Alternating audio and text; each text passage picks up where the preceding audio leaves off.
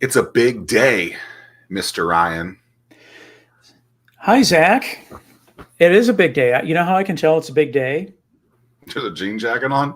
The jean jacket is on, man. So Uh, something's cooking. well, I would like to let the world know that whenever I wear a jean jacket on here, it is a big deal. Today is announcement launch day of something I've been talking about for a while. Yeah. And subtly marketing it, but no one really knew that this is what was going on. But the new book is out and ready.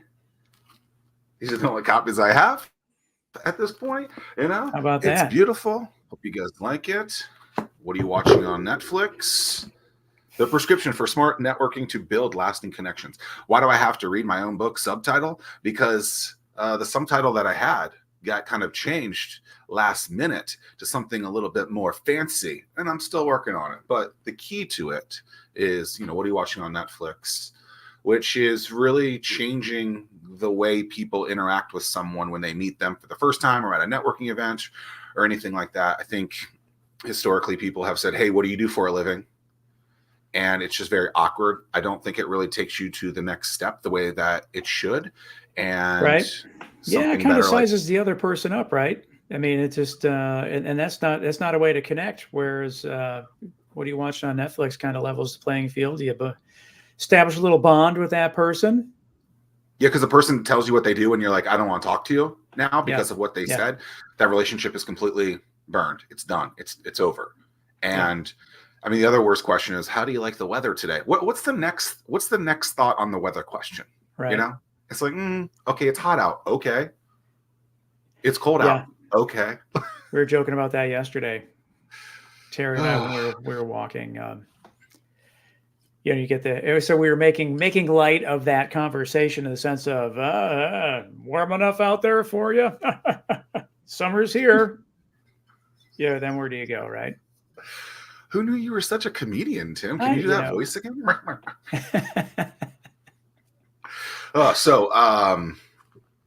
You guys, the release, we broke the news on Innovate's website and LinkedIn earlier today. I ordered my copy. Ooh, I think I'll get it Saturday. Okay. The books are in the mail. The audio will be out shortly. It's been submitted. Just hasn't been 100% approved. That takes a couple more days, I guess. But wanted to get this out so you guys can check it out on Amazon. What are you watching on Netflix? My name is Zack Miller. We'll put the link in the description for this one. And I appreciate that. How many? 15 copies? 15, 10? 25, 10, 1. I would recommend 25 copies and 1 audio copy because, my voice for a couple hours, there is nothing. The voice of an angel, man. It's a voice of an angel. Last thing, when I was recording it and then re-listening to it, so I edited it and then I had to re-listen to it, make sure it was all good. Like, I'm cracking up while listening to it. I'm like, oh, this is hilarious because I go on some tangents, which you should expect. Is that off script from the book or? Oh yeah. Oh yeah. So there's a little bit more deeper. If you get the audio, you get a little, you get a little more deep, and it's kind of funny. I did it actually at the place that Slover Library. We did that interview. Yeah, and yesterday I visited former guest, the Escape Room Virginia Beach. Candace from there. I can't think of her last name right now, but that was a crazy experience, by the way. I don't know if you guys have ever done an escape room. Oh, yeah. They are. I was thinking it was a crazy experience when you met her, but she's a ball of energy. No. Yeah. Have you guys done an escape room? It is like I was with strangers, people I'd never met, and we're in this room, which is a pretty good icebreaker in itself, by the way. Yeah.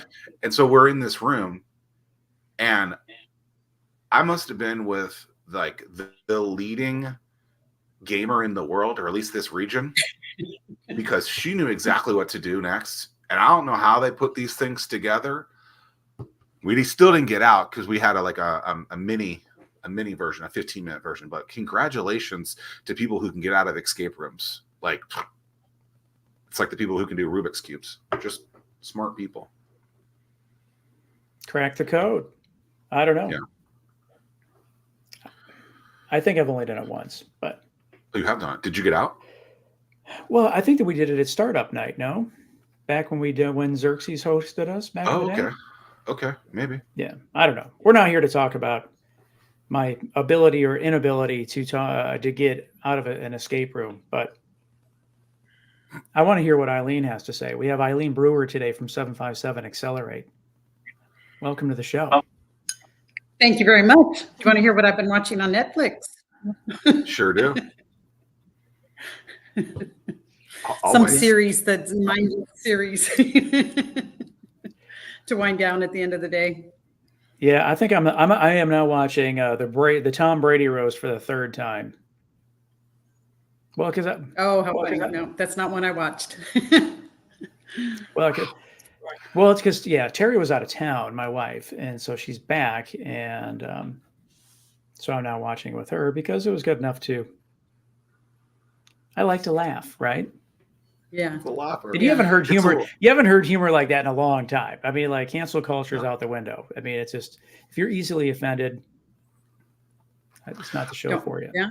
I think maybe the craziest thing about the whole Netflix live thing is that forever they never wanted to do live events, and now they're really getting into it. And it's because they've done maybe 4 live events, I think, at this point.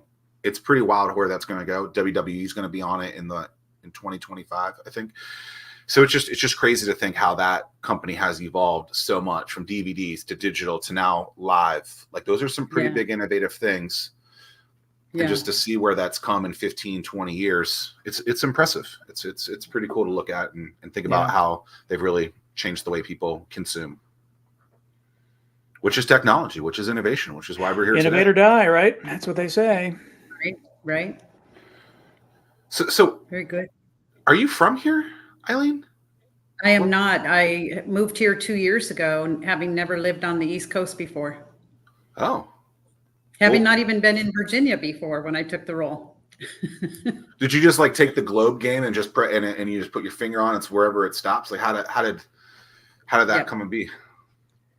I was finishing a contract in Iraq, and I wanted to find work pretty much anywhere in the world. So I just applied to many accelerators around the world, and I connected with Evans McMillan for this one. And there was an opportunity to come to Virginia. So I said yes. And I just realized when I say her last name, it's McMillan, but I tend to say McMillan. It's a bad habit I've noticed, and I just realized I did it again. I just wondered if I had been pronouncing it wrong the entire time. I was like, is that her name? Evans McMillan? No. Yeah, Evans was an early guest of ours back in the day. 4, 5? Yeah. It was early. Yeah, and it's just so the cohorts at 757. So coming to Virginia seemed like an easy shot. I moved. Thoughts on Virginia? Yep. Any regrets? No, I'm loving it. I'm a water person, so I really enjoy being close to the beach and the temperature being comfortable that I can get in the water, and the temperature being clean that I can get in the water, which is not the same all over the world. You got to get out there before the water gets too warm. Get all the jellyfish out there. I am not a fan of the jellyfish. Yeah. Who is? Right. I don't know. I guess some people don't seem to be bothered by it. I have never been stung by a jellyfish. Have either of you? I have, but I don't recall it. I remember I was in Savannah, Georgia once, Tybee Island, Georgia. And someone I was with, like a 40-inch jellyfish wrapped around their leg. Oh, bad. I did one time step on one of those sea urchins, and I got all those spines up into my foot. That was incredibly painful. That put me on crutches for a while. Where was that? That was in Aruba. Oh, okay. Yeah. Coming home I've through heard the airport on crutches was not pleasant. I hear that is really, really painful. It is. Isn't that how And Steve Irwin died? those spines are calcium, and so they're brittle and they break apart in your skin. So you can't get them out. You actually have to just wait for them to dissolve in your body. Yeah, it's crazy stuff. Zach, I thought that was a stingray or something. Didn't the stingray get him in the heart? Oh, okay. I don't know. I was thinking, yeah, you're probably right. I was thinking maybe like he stepped on it and it was poisonous. Spray? No, it's just the spines, like the little purple ball with all the spines on it. And you step on it and the spines just go into your skin and break off and stay. New topic. As they say, no reason not to go in the ocean. Yeah, we never know where conversations are going to go, which is why we don't have scripted questions on this show. We just kind of just roll with the conversation. And you can learn things. So now you know. Yes. So I went to the water. The water is so important here, though. So it's interesting that's where it went. That's where it went. Yeah.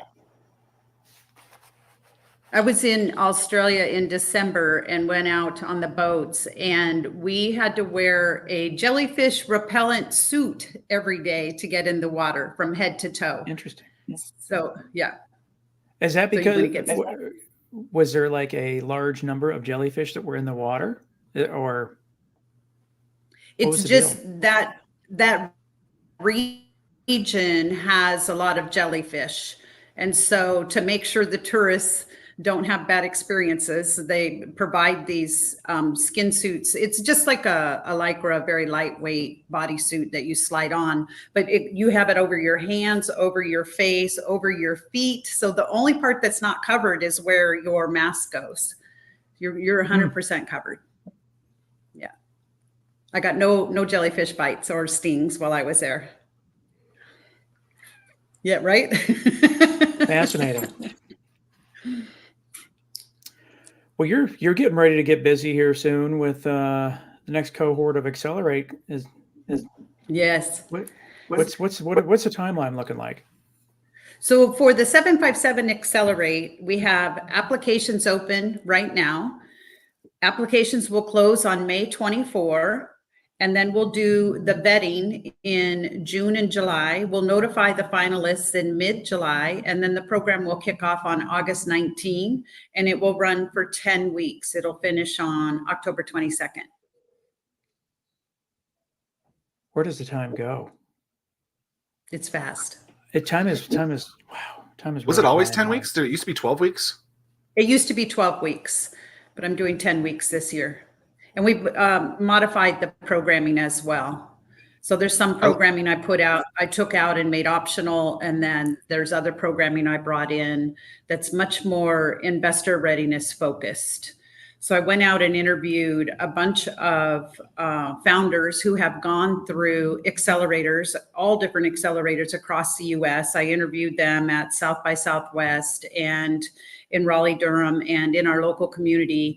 And what I learned was that a lot of the accelerators mention investor readiness and they mention cap tables or term sheets, but they don't do deep dive into those documents. And so this accelerator this year is going to do a deep dive with investors and with legal counsel into all of the terms and legal impact on term sheets, convertible notes, cap tables, and how your decisions in each round impact the previous rounds and follow-on rounds. So there's a lot more emphasis on that.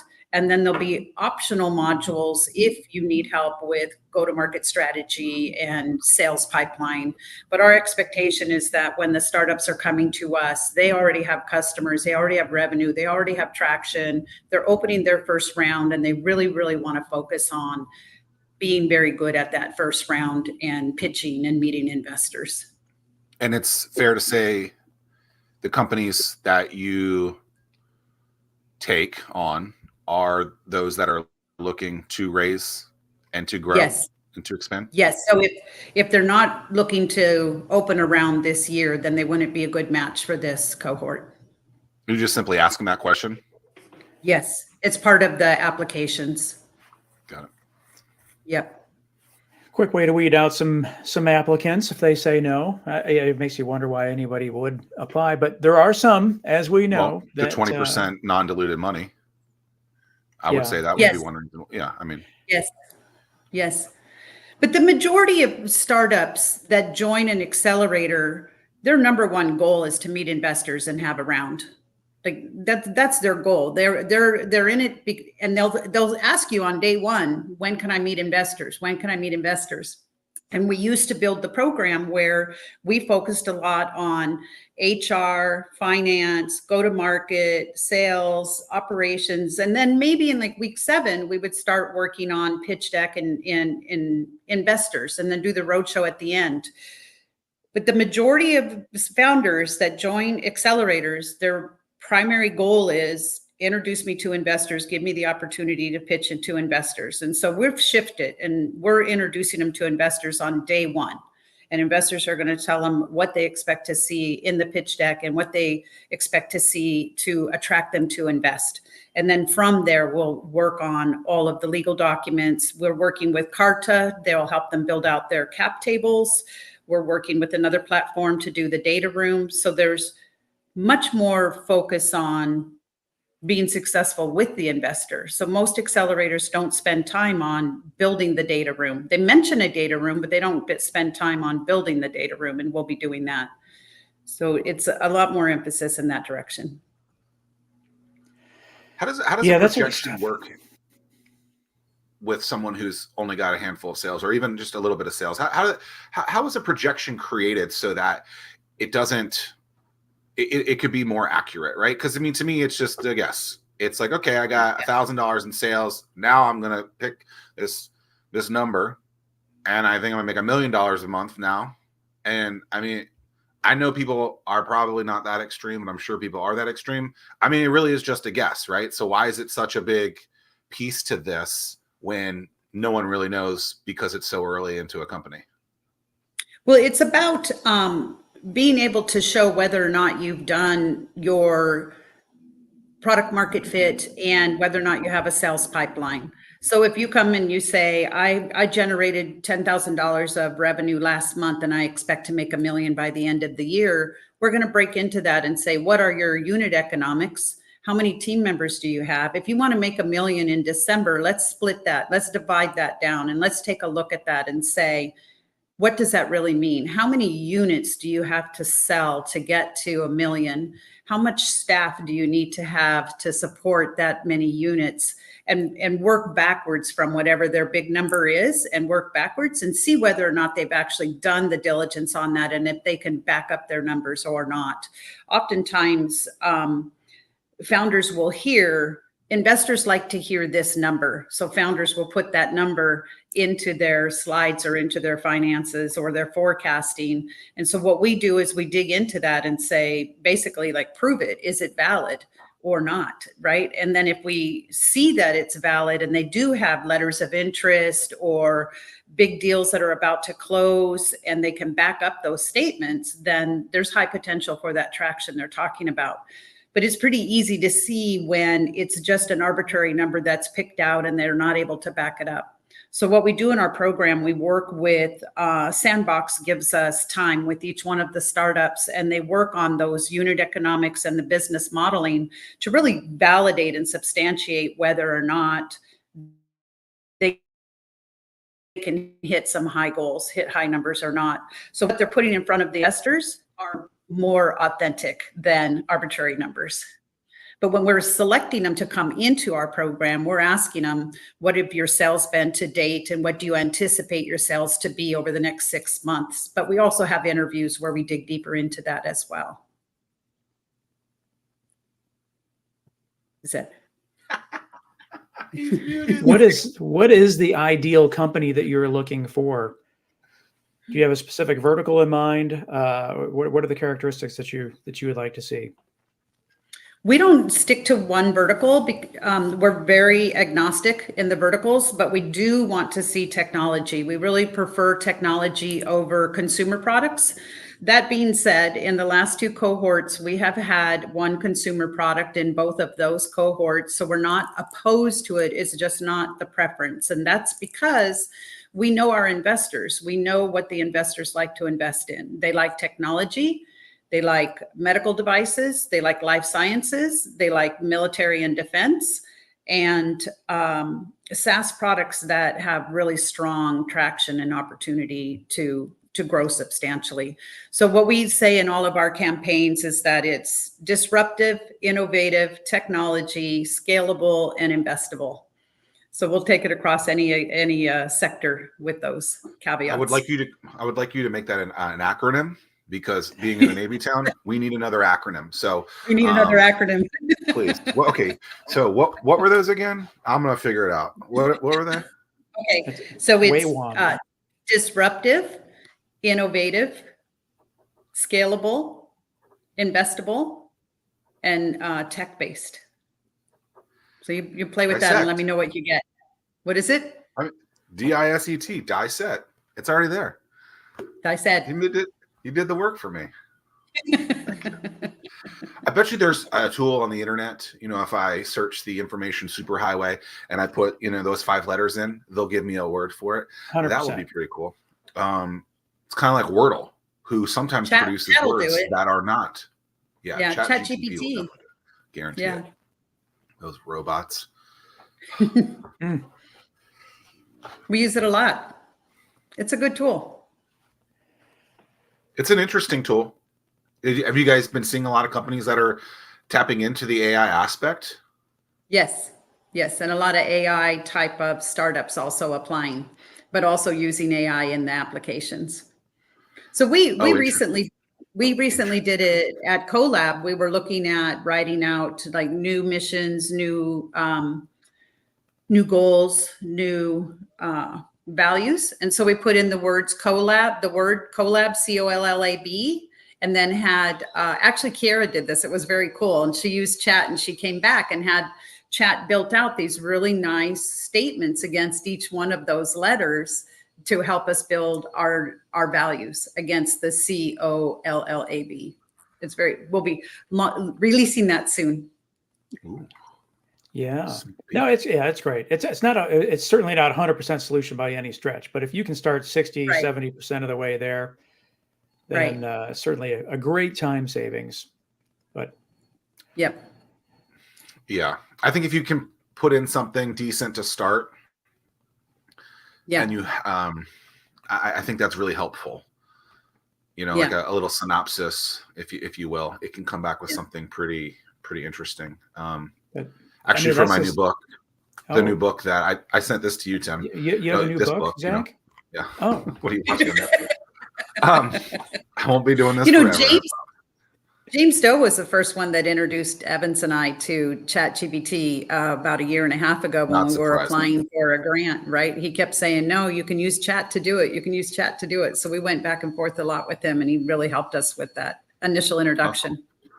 The press release that I wrote was actually through ChatGPT. I just wondered what it would do.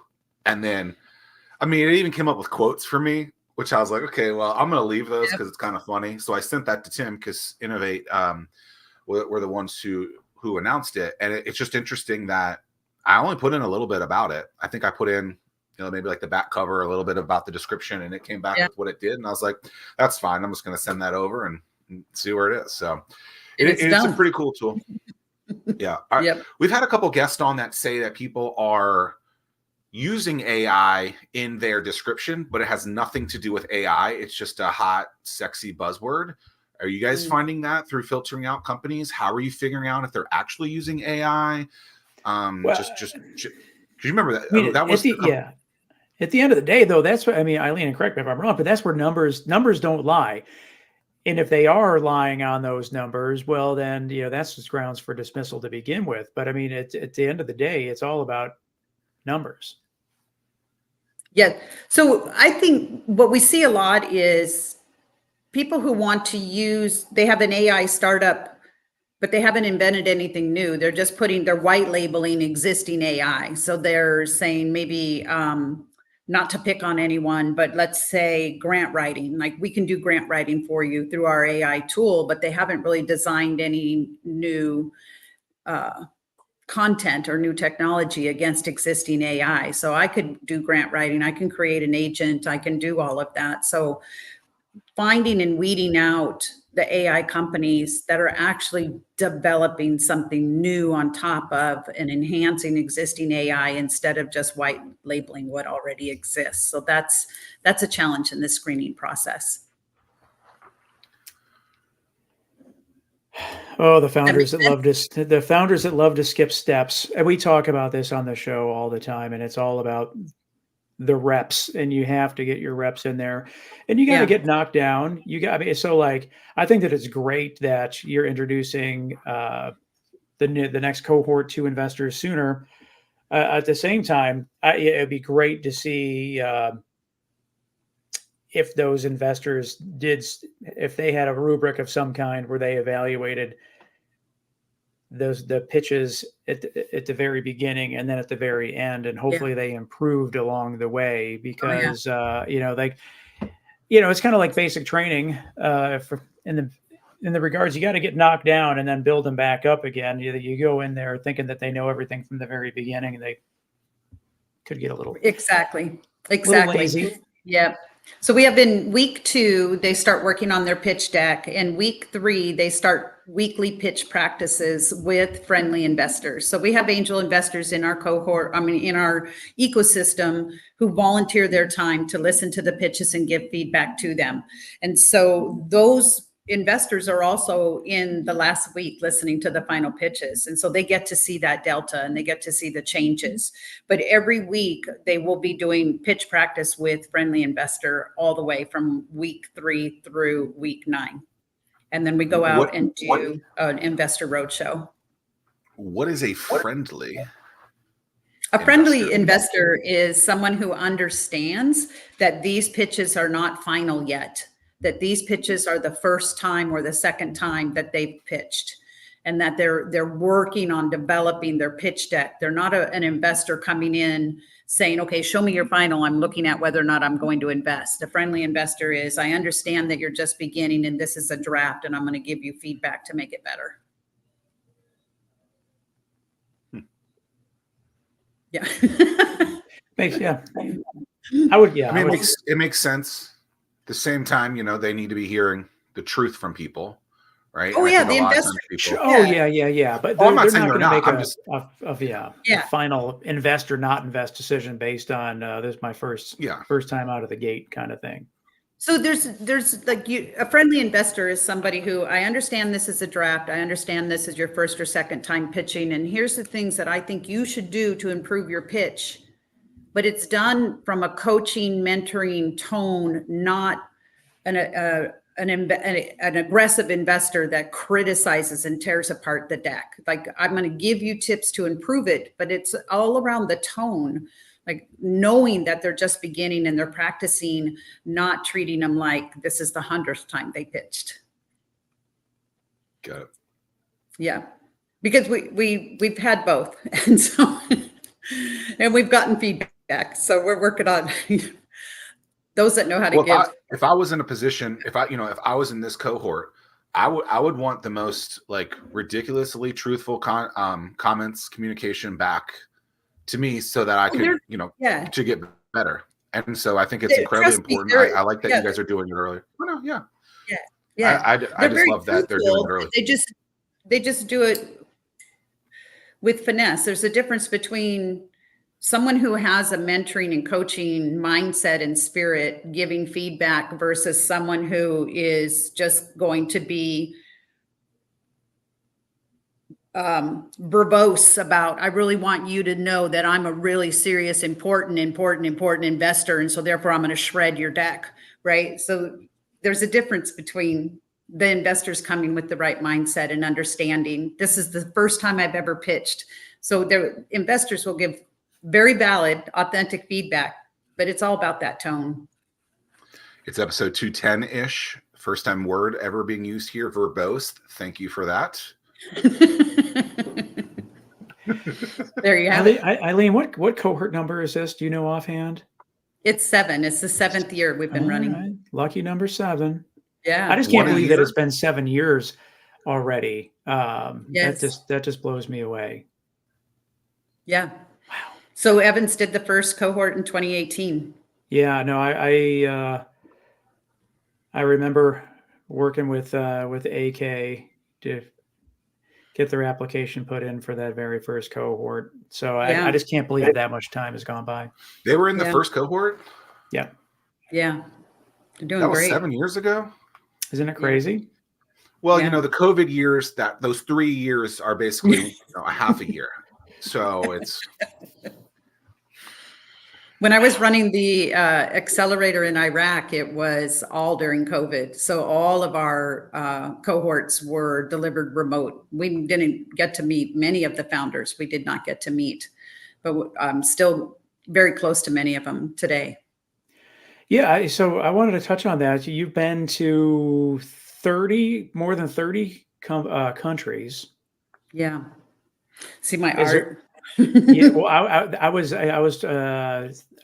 trying to see, but I was thinking, I bet you that's all stuff from around the world that you've been to, and Yeah. I'm sure a lot of that travel is for pleasure, but at the same time, I can't. I'm sure that you always, in the back of your mind, are kind of looking at things from an entrepreneurial standpoint. Is there any what countries or places that you have been to have stood out in terms of having strong entrepreneurial chutzpah? If another first word. So it's interesting. So of those 30 countries, the majority of them, I actually delivered entrepreneurship training in those countries. And it could be anywhere from doing problem solving, hands-on STEM activities with youth, all the way up to delivering workshops on entrepreneurship to university students, or being a guest speaker at an existing incubator or accelerator and delivering programming for them. The majority of my travel's been in the Middle East and Africa, North Africa, and Sub-Saharan Africa. All of the places that I've gone to are very, very young startup ecosystems, nascent startup ecosystems. So imagine all the resources that we have here in our region and take away 80% of that. And then that's the startup ecosystem in most of these countries. So most of them don't have government support. They don't have startup acts. They don't have any advantages for the startups. Some do, but most don't.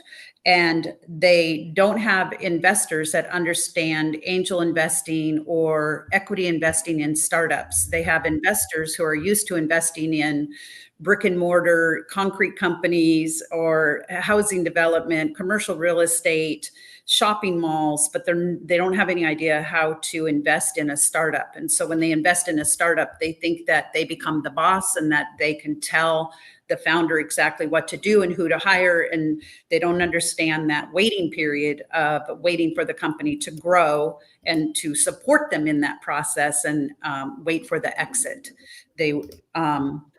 And then mentors. A lot of countries don't have the mindset of mentorship that we do. So anybody who is a professional business person is expecting to be compensated for their mentoring time. So there's been a lot of work put into teaching investor and angel investing training, mentorship training, and startup ecosystem understanding. So one of the presentations that I do often is just called the startup life cycle, because the majority of people outside of the US and outside of first world. So if you just start going out further and further out, the only thing that they hear about startups is what hits the headlines. A startup gets $10 million, another startup gets $40 million, and they have no idea all of the years of work behind that. And so they'll come to you and say, I have an idea, I need $1 million, because they don't know better. And so that first presentation that I do is just called the startup life cycle, and it explains the very beginning, from ideation to incubator to MVP to accelerator to sales and marketing and go-to-market strategy, and then going out the friends and family round, and then the angels round, and then VC rounds, and what exit means. A majority of them have no idea what the word exit the business. They don't know that concept at all. So you have to explain all of it. And then those ecosystems start to grow. So Lebanon, when I was there in 2017, 2018, was very, very strong and doing well. Unfortunately, they're having some government issues now, and their economy is very, very stifled. And so they're not able to grow as they were, but they were on a very good path. Uzbekistan has put in a tremendous amount of effort from the government, opening innovation hubs all over the country to really stimulate entrepreneurship across the country, and they're doing very well.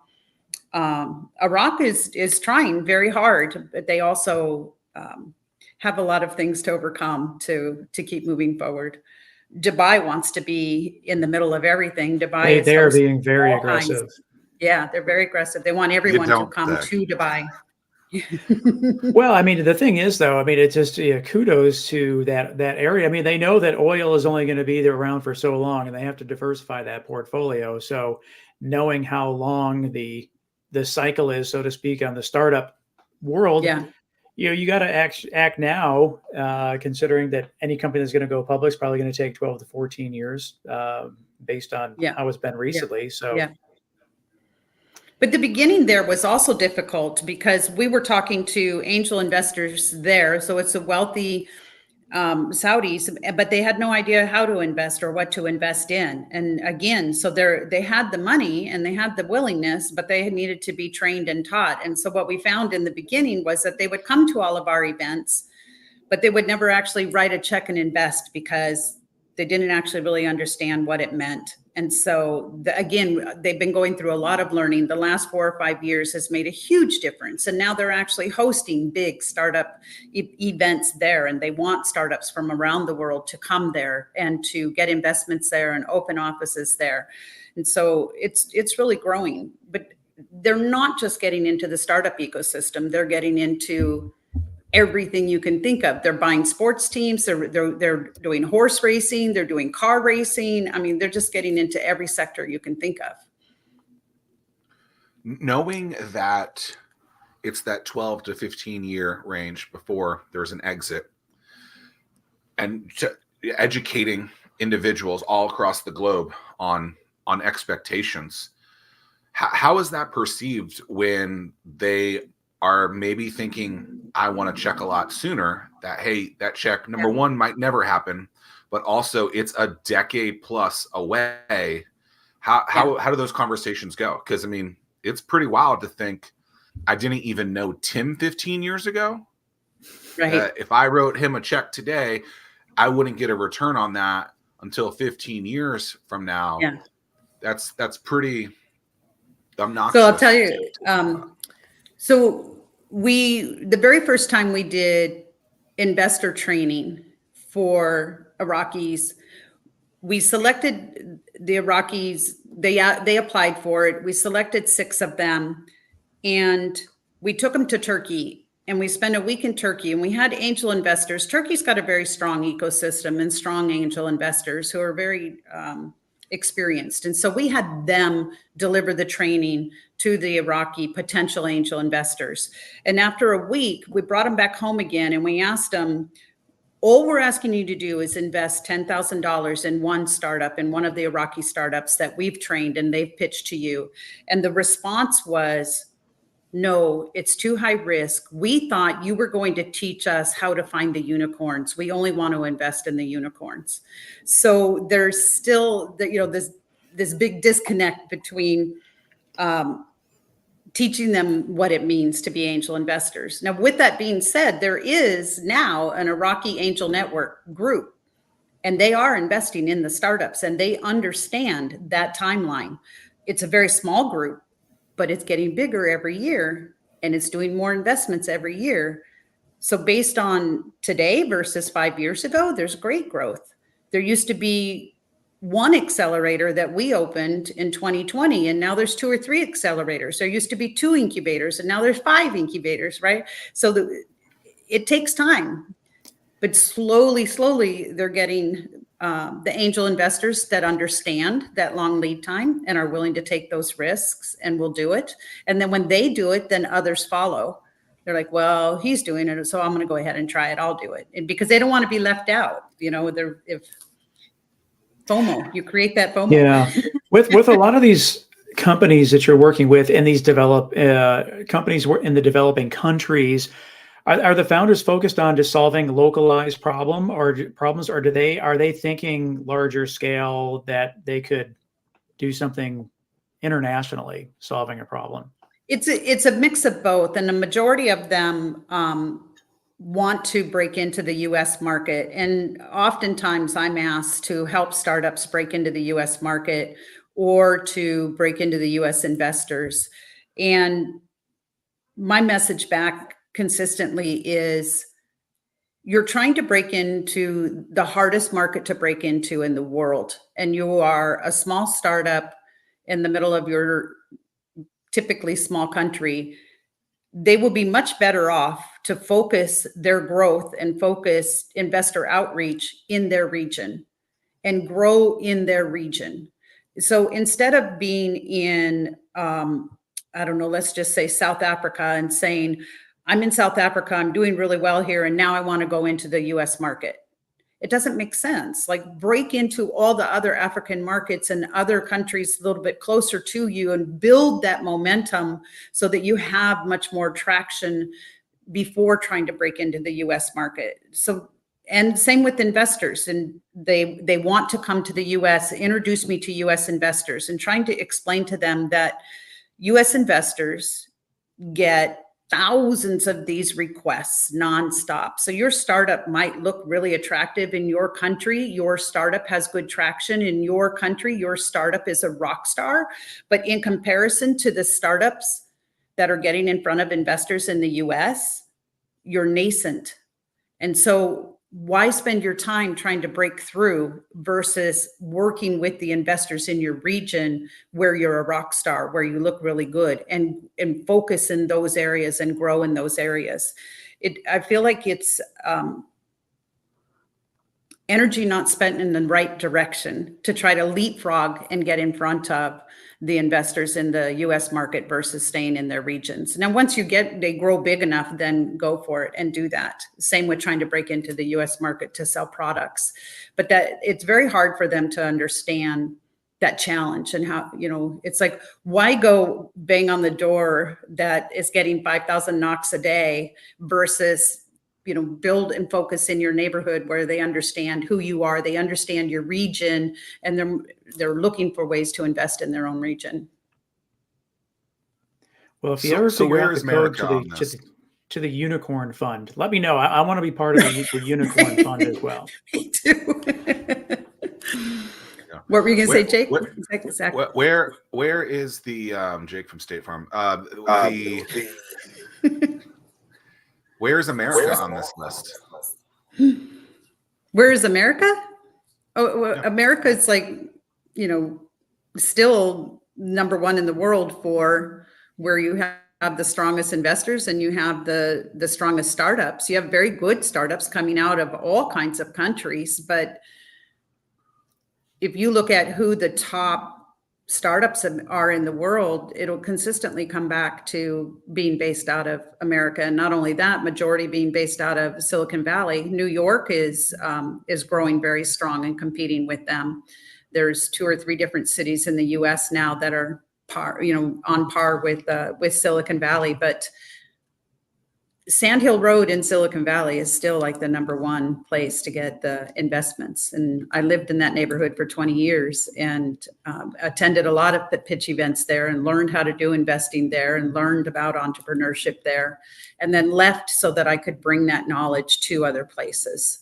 Because where I was sitting in Silicon Valley, there's 2,000 people like me, and there's not a big way to contribute. But by leaving Silicon Valley and taking that knowledge and sharing it in other parts of the world, including this lovely town in Virginia, there's more value, there's more contribution to the community, there's more opportunity for the startups in these other regions to grow and have that success and knowledge versus just staying in Silicon Valley.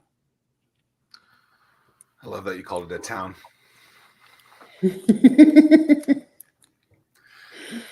It's true. In comparison, yeah. I mean, we are very small. Yeah. So knowing what you just said, I think every other city in the country is trying to copy that city. Yes.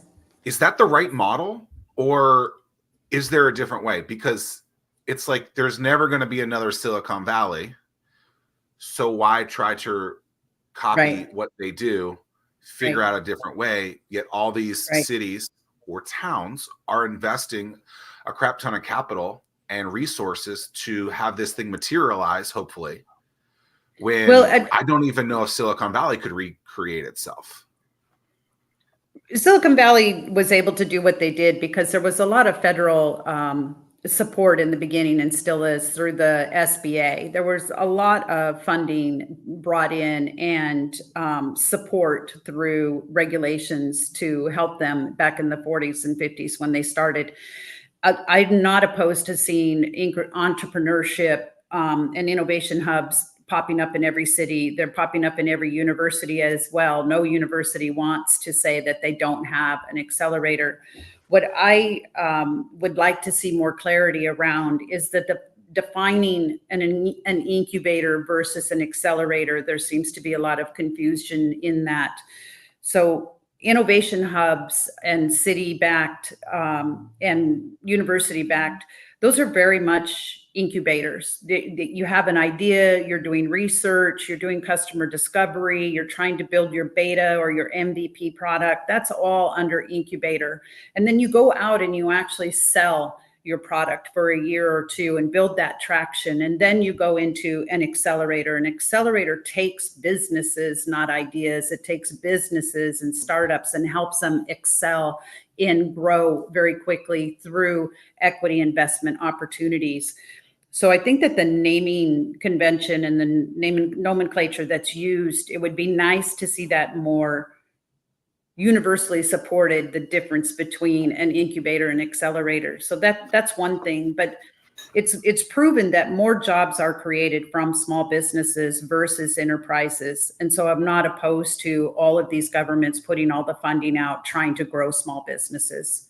That's what it falls under economic development. So if economic development offices and SBAs and other want to put grants out for small businesses and pop up incubation hubs or innovation hubs, I'm all for it. I feel like I was having that conversation 15 years ago. Right, exactly. You understood it. Yeah, I was like, I'm doing something completely different. Like, because the rumor is that I started the first accelerator in Virginia. Yes. That's the rumor, yes. Allegedly. And people used to always want to call it an incubator. I'm like, but that's not, we're nowhere near the same thing. And then it was funny because cities started to get really heavily getting involved in universities. And so it was like, it became a buzzword where then everyone came on and it was like, okay, well, whatever. But it's just wild because they are wildly different things. Yes. And it's, they all want, I think, similar final answers, but it's interesting. I used to lose sleep over it, as they say. Now I'm like, whatever. But like, it is important. I think to show the difference. Yeah, they're very different. Yeah. I mean, you could make the argument that an incubator is really just a co-working space. It's co-working with programming and with mentors, because the co-working space, there are co-working spaces around us, but they don't provide the programming. They don't provide mentorship. They don't provide a path. Whereas an incubator provides a path, right? So, and some incubators are 100% virtual now, which works with programming and mentorship. I don't know. I don't know. I don't know if that would work. It wouldn't work for me. I think that you have to be shoulder to shoulder. There has to be person interaction. I hear you, but the only reason why I know it works, or is because I experienced it when I was in Iraq, because we delivered all of the training remotely. And so we weren't sure. We're going to run an accelerator for 12 weeks. We delivered 48 sessions, over 100 hours of content in that 12-week period, 100% remote. And we weren't sure. And you know what? It worked. It worked really well. Those founders came from all parts of the country and would have never been able to travel and be in one place together. But because we delivered it virtually, we could bring them all together. And even though it was only virtual, they got to know each other really, really well. And they're still friends today. They still support each other today. So we still built that camaraderie, and we still built that cohesiveness in that cohort. And we were able to replicate that over and over. Whereas I see the value of bringing them in person. The accelerator that I run in Norfolk, we require that you're in person for the first 2 weeks, because there is value in that in person, and you do build that camaraderie. But I have seen it work with a virtual program. Yeah, I definitely don't disagree that it couldn't work, but at the same time, it could be like, wow, all right, well, this company saw 3x growth, but if they're in person, maybe they would have had 15. I don't, Yeah, you just don't know, but and Yeah. it certainly depends. Everyone gets out of it what they put into it, and Right. if it sounds like you had a really, really strong cohort, that's awesome. Yeah, it was, what we also learned too is that the female founders would have never been able to participate if they were required to come and be in person, because Yeah. in that culture, it was not acceptable for them to travel alone or to stay in a hotel down the street with us. So there was a big advantage. We had very high, at least 30 to 40% female in our cohorts, because we were virtual and because they could attend from home. And we weren't expecting that at all. That just ended up being a bonus on the side there. But I'll give a plug for them. The Talk Queen Accelerator is, if you go to YouTube and look up Talk Queen Accelerator, you can see recordings from the cohorts. If you go back to maybe December of 2020, you can see our very first cohort and the pitches and the startups that came out of there. It's pretty fun. That is really, really cool.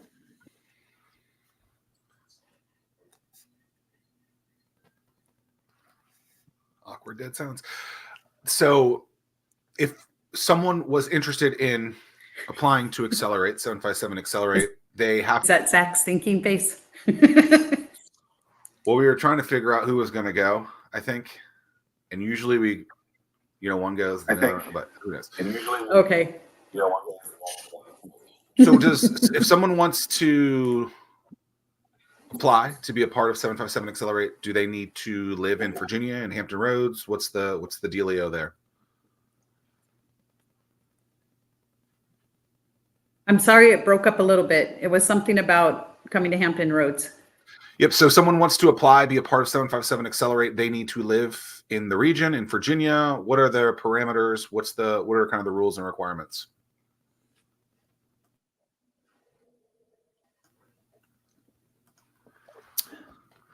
Zack, I hear you have a book.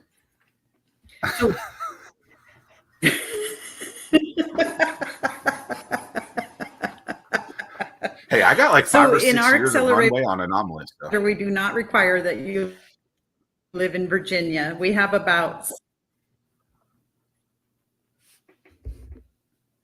75% of the cohort in Virginia, but about 25% of the cohort come from outside of Virginia every year. We always have at least 1 or 2 that are coming from outside of Virginia. So it's not required that you are in Virginia. It is required that you're physically with us the first 2 weeks of the program when we're doing pitching to investors. One of the neat things, and we always did Zack I mention we give each one of our startups 20,000.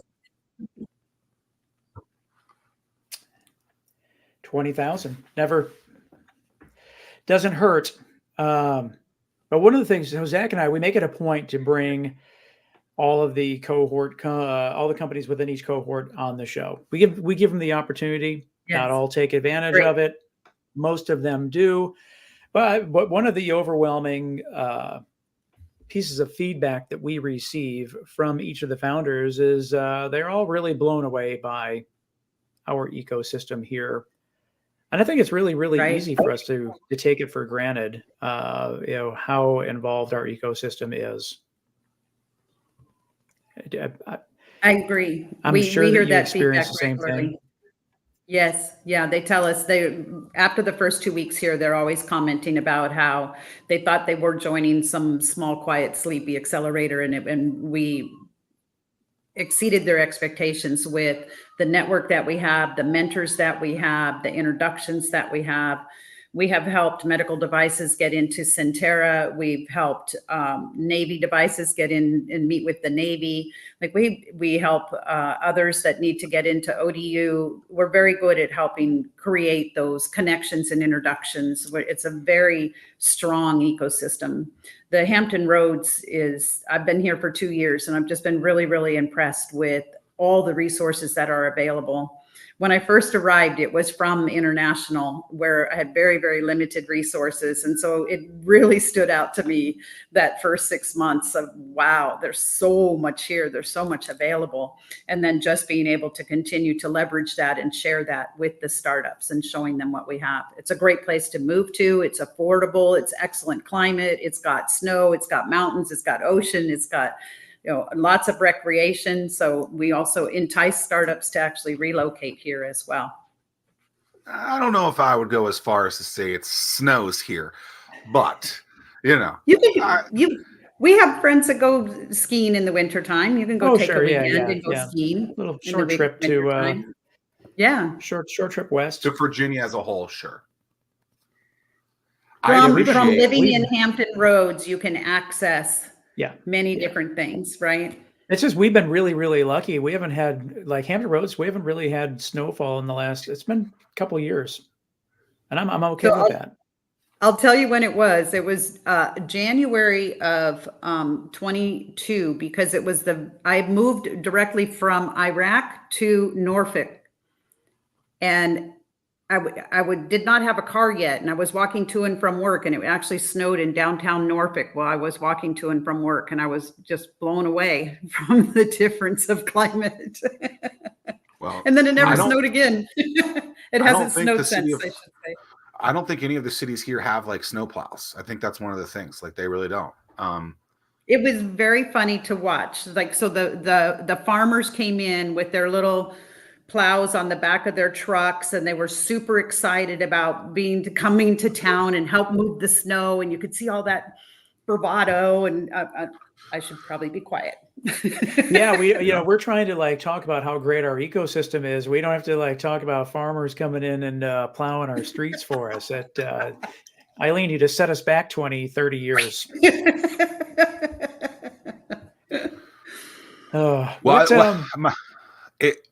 I just want to say, when Accelerator started, one of the main things that I think a lot of people were hoping for was access to things, right? And so those 3 examples that you just gave, that's exciting to hear that has opened doors, where for so long, I remember Gary Warren of Ivy Watch saying, look, this sucks. And he wasn't a part of Accelerate, but a growing company in the region. He's like, I have to go to Minnesota to get access to some of this stuff. And so the fact that it sounds like some of this is started to change, that's a great thing. So thank you for that. Yeah. Tim?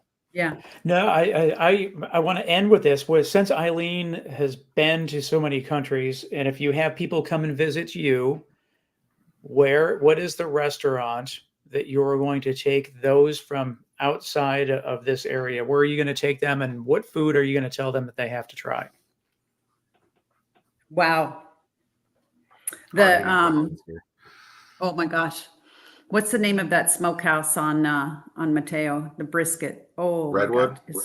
Yes, Redwood brisket. Redwood Smokehouse for the brisket, by far #1 for me. And then that used to be a local favorite called Dog and Burger before they closed. Oh wow! And now it's Redwood Smoke. Very good. Yeah, I've tried brisket in about 5 or 6 places, and I won't order it anywhere except for at their place. It's very, very good. The Cavalier for the key lime pie and the view. So sit out on the patio and have Yeah. the view, and then have key lime pie. They got the best key lime pie. And I like the glass house, the on downtown Granby, the lighthouse, glass house. I thought it was gas That's lamp. what I'm talking about. Gas Black lamp? Point Yeah, Studios. yeah. Yeah. Zach, so my wife, she made a declarative statement yesterday. That's it. That's it. Saltine for the muscles. That's right. That Bubba and Frank's is the best barbecue in the region. That was your favorite, right? Way back when they had a like burger with like bacon and then some of their pork. Like and then burger? do they do a brisket? I can't With, remember. like, I can't remember if it was 3 or 4 And then- different meats. I believe they call that a heart attack under between 2 buns, but it is very good. Isn't it really close to you? Yeah, we At had a reactor? it for lunch yesterday. Yeah. Mm-hmm. It sounds like it. It's great. Well, Eileen, we appreciate your time today. Continued Yeah. success. So I like Saltine has the best mussels. Mm. Sorry for the delay. I don't eat seafood, so Yeah, Saltine Yeah. is a popular place. oh yeah. We appreciate your time. This has been absolutely lovely. Continued success. Founders, get your applications in. You got until May 24th. May 24. Get it in. Thank you. It was great to visit with you both. Thank you. All right. Thanks, Eileen. Sure Yeah. to check out the new book. Thank you. Oh, What are you have a watching new on book, Zack? Netflix? What book is that? What's That's that it. about? We'll just leave with the with that. There you go. Boom. Thank you guys. Peace. Have a great day.